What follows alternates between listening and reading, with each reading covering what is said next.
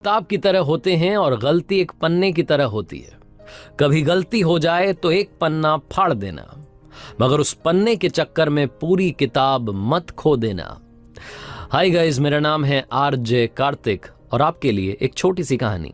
ये कहानी एक गरीब परिवार की जो गांव में रहता था। छोटा सा परिवार, 3 लोगों का, पति पत्नी और छोटी बच्ची। आर्थिक तंगी से जूझ रहे थे।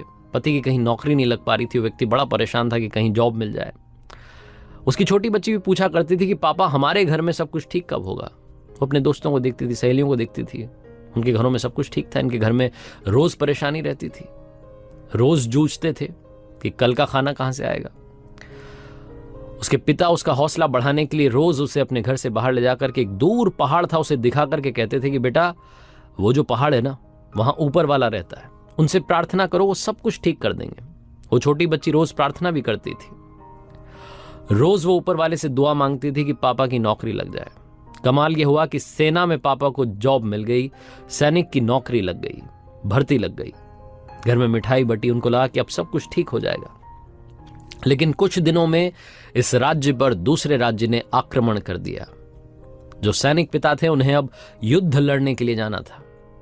अपने परिवार का प्यार लेकर के रवाना हो रहे थे। छोटी बच्ची अपने पिता के गले लगी हुई थी और कह रही थी कि पापा मत जाओ, मैं बुरी हूं, मैंने आपके लिए ऐसी नौकरी मांग ली जिसमें आपकी जान पर बनाई है।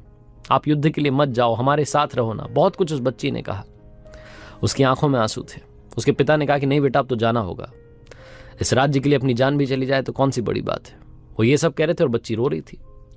तभी उस बच्ची ने कहा कि पापा, बस एक काम कर देना, वो जो ऊपर वाला वहां पहाड़ पर रहता है ना, उनको मेरी ये चिट्ठी दे देना। बस इतना सा काम मेरे लिए कर देना।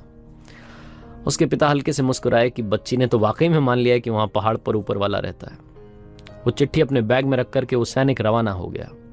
अपने बाकी सैनिक साथियों से मिला और वो टुकड़ी जो थी युद्ध के लिए निकल गई। पहाड़ पर चढ़ रहे थे। मालूम था कि आगे सरहद आ जाएगी, उसके बाद में तो हमारा देश ही खत्म हो जाएगा। तो एक आखिरी पोस्ट ऑफिस था, वहां जो लेटर बॉक्स होता है, उसमें जाकर के इस सैनिक पिता ने वो चिट्ठी डाली।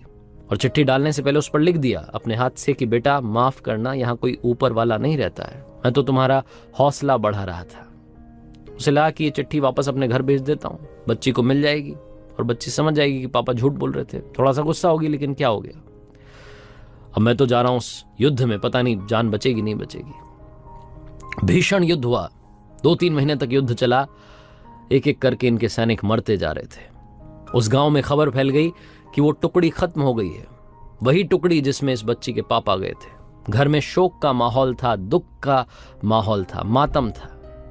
बच्ची बहुत रोई कि ये क्या कर दिया ऊपर वाले, आपने तो मेरे पिता को मुझसे छीन लिया।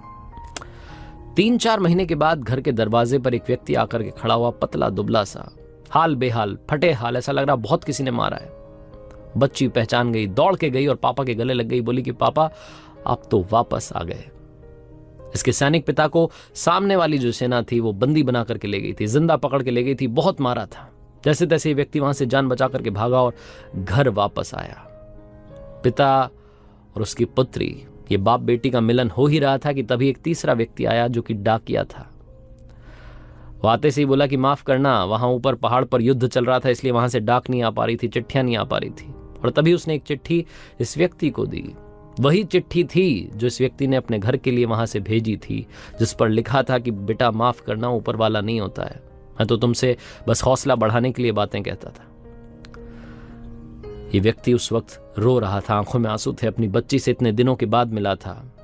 उसी इमोशनल लम्हे में इसने वो चिट्ठी खोली और पढ़ना चाहा कि बेटी ने क्या मांगा था।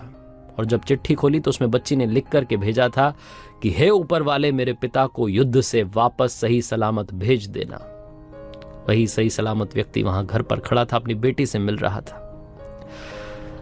उसकी आंखों से आंसू रुके नहीं।